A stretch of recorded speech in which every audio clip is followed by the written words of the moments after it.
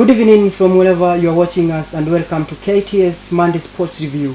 We have all the insightful highlights of all the matches that took place on the weekend. My name is Steve Mongi. In my studio today I have two guests who are going to help us understand what took place over the weekend, and I have...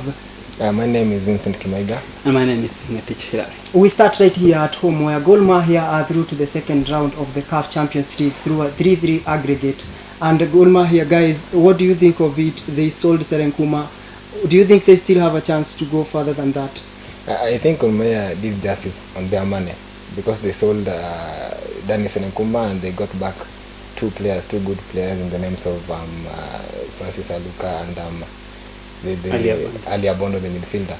And I think they are doing Kenya proud so far.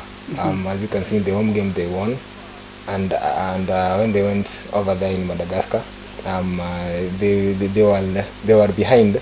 They was doing the most of the match. It was 3-1. They were behind by 2 goals, but then they made the substitutions, and George Blackberry Odambo came into the game, and they managed to secure a point or a draw, which in the end made them go ahead. So it's a good sign for Kenyan football actually. And Hilary, did Gor Mahia just impress you?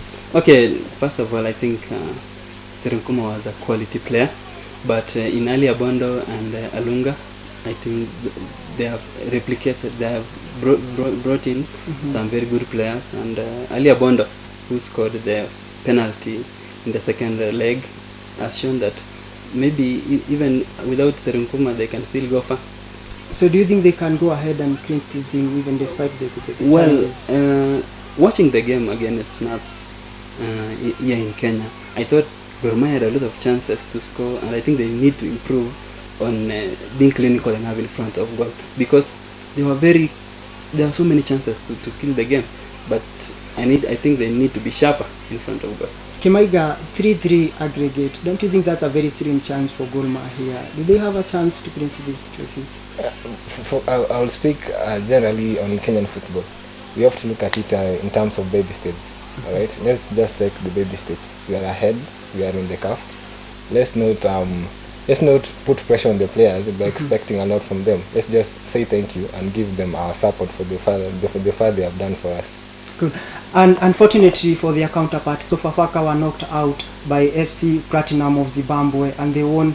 The Platinum won on 4-2 aggregate. Guys, Sofapaka were knocked out. What is your view? Was that the best performance they could have staged? They lost both away and at home. Okay, despite the fact that Sofapaka won the GoTV challenge, I think the continental level is a little bit a higher ground for them. They need, first of all, maybe to improve from the local league, and then maybe continentally they can challenge for their top honors, because Gor Mahia won the last the trophy, the league, the Kenya Premier League, and of course Sofapaka I think they were third or second, and it shows that they need a lot of improvement. Kimaiga, Sofapaka, did they stage the best performance? They didn't, but I wouldn't fault them for that, because I think what affects Kenyan football is that we have more local-based players. It's very rare to find a footballer from another country playing the Kenyan league, and I think if we improve on that, when we go out there, we'll perform continentally. So they didn't perform actually well, but I really wouldn't fault them for that. Let's say they will have tried and married up to the second round, but unfortunately they didn't.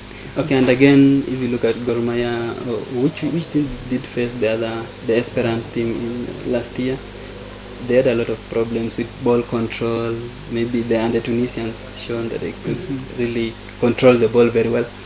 I think Kenyans, we need to improve on securing or having players who can dictate the game. They can control the ball very well. They can take chances. I think that's the part where we are failing as Kenyans in terms of football. Yeah, okay guys, as we conclude on our local football, there have been challenges, the FKF and the KPL Langos. Where do you place Kenyan football as per now, citing in mind the challenges that those two organizations are going through? I think the Kenyan football has taken a step, because KPL has been there for a long time, and yet we've not really seen the local talent being tapped. I think the FKL decision to have their own league is one way of showing us that of tapping talent from the smaller contingent of the Kenyan football fraternity, which I think is it's a good thing for me. Hilary, where do you place Kenyan football? I don't agree with the fact that Kenyans should have parallel leagues. Even FIFA seem to not like the idea. Personally, I don't like the idea, but we need to be mature in football in Kenya so that we can go far. We don't need to have wrangles in within. Like we have athletics. Athletics is a yardstick in which we can use to measure maturity in maybe sports. So I think Kenyan football need to grow up, need to mature. Okay guys, we definitely wish Gor Mahia all the best as they venture into the second round of those matches, and we wait to see how Kenyans are going to resolve all the wrangles that are rotating football now. We are going to take a very short break, but we are coming back with the English Premier League and the La Liga.